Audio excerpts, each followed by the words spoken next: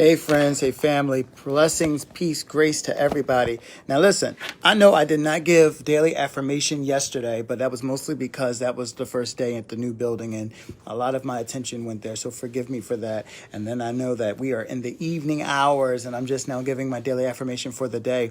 But I did want to give something that I wanted to share this. I wanted to share this yesterday, but I didn't have time, so I'm going to share it today. Blessings, Prophetess Davis. It's good to see you. Listen, so I want to talk about calm and unity. I want to talk about calm and unity, community, right? Our comrades and the process of unifying with them makes our community. Two nights ago, I opened my door to a long box that was sitting outside my door. And I want to say this box was about 90 pounds. God bless you. And I'm lifting it, I'm pulling it in, and then I noticed that it was a bunk bed, one in which I didn't order, one in which my wife did not order. I found out, I knew that my brother and sister, those that I've actually met, not by blood, but these are brother and sisters in the gospel now, people that I've met recently that have become very close to my life, my brother and sister decided to order our kids bunk bed. Our kids, so for those that don't know, we moved into our house the week of Christmas, and our brother and sister, Bria and Kelly Campbell, their brother and sister to us, we met them a month earlier, connected very closely, and very quickly, and they were in the process of upgrading beds.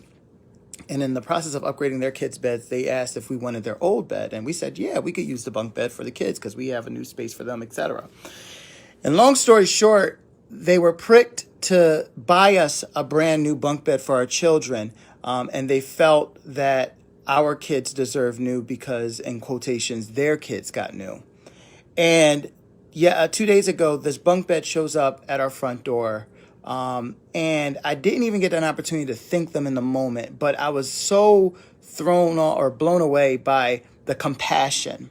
And I'm sharing it for a reason. People in our lives can see things that we need and will be moved to just simply give. And they give not because they are obligated to, not because they feel it's mandatory, but because it's in their heart to. And God spoke to me and said, when you have community like that around you, you've got to honor that. There's a level of heartbeat that people will carry without you ever teaching them. There's a level of heartbeat that people have without you ever showing them. There's a level of heartbeat that people have without you ever telling them. And the truth is, when you have comrades in your life that are able to unify with you and do things in your life, you've got to acknowledge that is your community. A lot of people are very hurt in this season because the ones that they want to be close to are not showing the level of unity that they expect. They're not compassionate as they expect. They're not as loving as they expect. But God began to deal with me and say to me that your community is not who you want. It's who I've sent. And I want to speak today that your level of net worth is in your network, and it's in the form of community. I remember back in the day, a lot of elders used to say communities raise children. And I get godly jealous when I hear that, because in this day and age, it's rare to see the neighborhood raising up children. It's rare to see mothers and fathers joining together to make sure that all the community of children were raised together, and raised with the right standard and raised consistently, right? I remember hearing stories about how the neighbor could get you, and then when mom or dad got home, they would get you, and then the other parent would get you, and you don't hear about that no more. As a matter of fact, if you put your hand on someone else's child, there was a good chance that you're fighting with the parent.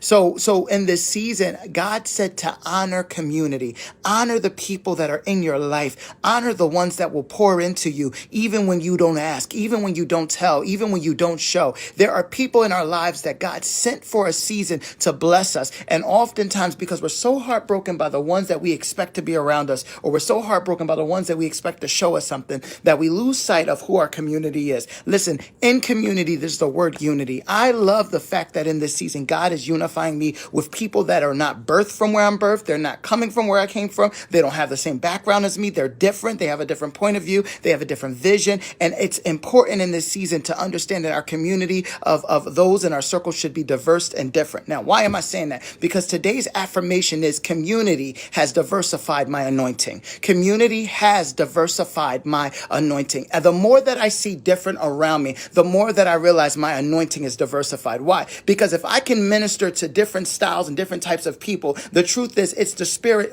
in its versatility utilizing me to the way that I need to be utilized depending on the person. And I've learned that in this season, we will shun the diversity of our anointing because we shun the diversity of our community. So with that being said, I pray that God begins to open your eyes on this week, the second week of February, the 8th or the week of the 7th of February, that he begins to open up our eyes to show us truly who our community is. I used to ask myself this question after hearing wisdom from someone. Who is your 12?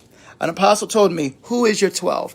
And now I ask myself the same question. When it was asked to me, who is your 12? I begin to ask God, God, show me my 12. Show me my community. Show me those that are unified around me. Show me those that carry the heartbeat of you first that will correlate to the heartbeat of me. Show me those that have loved me unconditionally, even when I did not understand how to love myself. And more importantly, show me those that are helping me drive toward the vision that you've called us to. And so with that being said, my prayer for this week, February the 7th, 2021, is that the people's eyes are open to their community, the comrades, those that are communing with them, the the community, those that have unified in this season, have picked up a part of your burden or picked up a part of your vision, and they run with it, not because you forced them to, you manipulated them to, but simply because it was their heart to. And I believe that God will show you community and show you the versatility of your anointing. So as you close out your Sunday night, pray that prayer. God, open my eyes. Show me who you've sent me. Show me who my 12 are. Show me who my 3 are. The 3 represents your intimate.